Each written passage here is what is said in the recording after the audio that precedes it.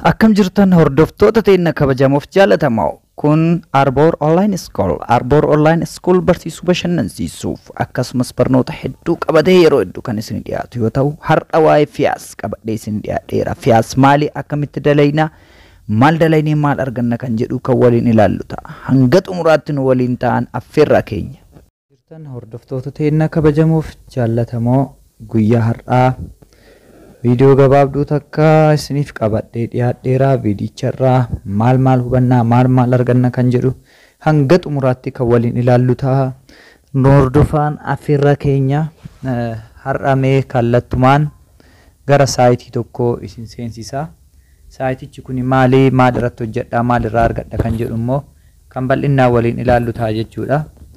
Saayitichi akka armaan gadii kana ta'a jechuudha. Saayitichi asumarratti gama olii kana dhufnee waliin ilaalla. Yookiin immoo appilikeeshinii mataa isaa danda'e qaba. Appilikeeshiniin isaas isa kana kan waliin ilaallu ta'a jechuu. Nu hordofaa hanga xumuraatti. Saayiticha bifa kanaan ni tuqnaa gara keessaatti nu seensisa jechuudha. Saayitichi kallattumaan akka tuqneen gara keessaa erga nu seensisee booda paaswoordii fi lakkoofsa seensaa jalqaba fuula baniinsaa kanarratti barreeffama baay'ee dheeraa ta'e waa'ee dhaabbatichi maal akka ta'e akkasumas boonosoottan gosa garaagaraa sadarkaalee garaagaraa akkasumas immoo bifa addaatiin immoo hojii addaa kan hojjennu cinatti akkamitti akka irratti dalagachuu dandeenyu haala baasii ittiin baafachuu dandeenyus dabalatee filannoowwan haala isaan ittiin kallattiin qunnamuu dandeenyus hedduu asirra nuu kaa'ee jira jechuudha. Mee amma konfirm jenneeni gara keessaa seennu. Gara keessaa seennee jirra jechuudha. Saayitichi kun jalqaba irratti namni gara saayitii kanaa dhufu ni galmaaha jechuudha. Galmaa'uudhaaf maaltu isa barbaachisaa? Jalqaba irratti foormiin akkanaa isinii dhufa. Foormii akkanaa kanarratti jalqaba bilbila keessan barreessitanii bilbila keessa yeroo barreessitan sagal jettanii itti fuftanii bilbila keessan erga barreessitanii booda kallattumaan garam dhaqxanii bilbila biyya keessaa ta'uu qaba jechuudha. Bilbila biyya keessaatiin ala hin dalagu waan ta'eef bilbila keessan barreessitanii erga xumurtanii verification koodii isii as jirtu tana B smooliidha. BZM smoolii malee fudhatu. Asitti immoo tuyyuu koodii namichi isin affeereeti ofiinuu barraaya waan ta'eef koodii nama isin affeere santu barraaya. Ittaanee asitti jecha darbii barreessitanii 1 2 3 4 5 6 A B C D jedhuu dandeessan jechuudha. 1 2 3 4 5 6 A B C D jechuu dandeessan bifa kanaan. Ergasii maal gootanii register jettanii kallattumaan isin galmeessaa jechuudha. Amma kun dogongora waan ta'eef dogongora naan jedhe. Mee login kan jedhu tuquudhaan yookiin immoo isii as jirtu tana login tajettu tana tuquudhaan gara keessaa seenu akkaawuntii qaba waan ta'eefan akkaawuntii kiyya itti galchaa. Haala kanaan galchee jira jechuudha. Akkaawuntii kiyyaan erga gara keessaa seene booda login jedhaani sign in jedheeni jira. Kallattimaan gara saayitichaa na seensise jechuudha. Mee namni kun sadarkaa kamirra akka jiru immoo waliin haa ilaallu. VIP sadarkaalee qaba. Sadarkaaleen VIP isin bitattanii tokkoon isaanii iddoo kana ta'a jechuudha. Namni VIP haarawa galmaa'e VIP 0 dha guyyatti qarshii 5 yeroo 3 isinii kenna. Qarshii 15 daqiiqaa takkatti fudhachuu dandeessu. VIP tokko namni bite qarshii 1,000 hojiilee 4 dalagaa. Hojiileen 4 inni dalagu kunillee birrii 6 kafala, birrii 24 ni argata. Qarshii 3,000 namni bite immoo hojiilee 6 dalaga jechuudha. Birrii 84 guyyatti. VIP 3 immootu qarshii 6,000 hojiilee 11 isinii kenna, birrii 476. VIP 4 hojii 17 isinii kenna, daqiiqaa takka yookiin 2 keessatti xumuruu dandeessanii birrii 306 isinii kenna. VIP 5 yookiin immoo inni xumura hojii 38 isinii kenna, daqiiqaa takka yookiin 2 keessatti xumuruu dandeettanii. Qarshii waliigalatti qarshii 950 isinii kaffalaa jechuudha. Haala sadarkaa isin invest gootaniitiin. VIP1 isin invest gootan keessaa VIP'n fakkeenya mee haa ilaallu. Iddoo recharge jettu tana dhufnee VIP'oottan hunda isaanii ilaaluu dandeenya. Namni kun VIP 4dha invest ka godhe. Guyyaa har'aa qarshii 350 naannoo san boonasii dabalatee argatee jira jechuudha. Mee isii tana bira haa dhufnu. VIP'oottan keessan asirra jira jechuudha. Qarshii VIP 0, VIP 1, qarshii 1000, VIP 2, qarshii 3000, VIP 3, qarshii 6000, VIP 4, qarshii 10,000, VIP 5 immoo qarshii 30,000 jechuudha. Abbaan kanaa amma xumurri isaa VIP 4 irra jira jechuudha. Kallattumaan VIP aga barbaaddanii san kan itti ceetanii ilaaltan ta'a. Mee amma gara duubaa deebinee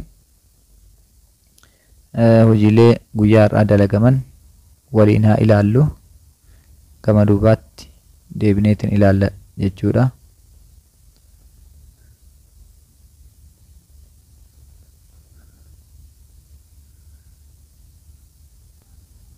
Egaa gara duubaa deebinee jirraa isii maal jettu tana tuquudhaan ilaallame. Maal jetti namni VIP tokko seene qarshii 300 yoo guuteef baafachuu danda'a. Namni VIP 2 irraa hanga VIP 5 seene immoo qarshii 500 yoo iddoo baalaansii jettu tana irratti guuteef withdraw gochuu danda'a. Mee withdraw hanga irraa ta'aa ilaallu iddoo kanatti.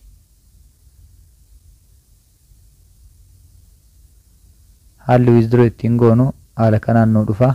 Baankii filattamoo USDT dha. Lakkoofsa akkaawuntii baankii keessanii asitti ni guuttanii itti aanee iddoo kanarratti mootu jecha qarshii hanga barbaaddanii 500 yoo ta'e 500, 300 yoo ta'e 300 ni guuttan akka sadarkaa keessaniititti. Iddoo kanatti paaswoordii yookiin immoo jecha darbii kan duratti yeroo galmoof barreessine sanni guunna. Iddoo kanatti immoo riikaard kan jedhu jira. Odeeffannoo guutuu asirraa argachuu dandeenya jechuudha. Iddoo kanarraa mee riikaard kan jedhu bira dhaqneetiin ilaaluun duratti gara duubaa deebinee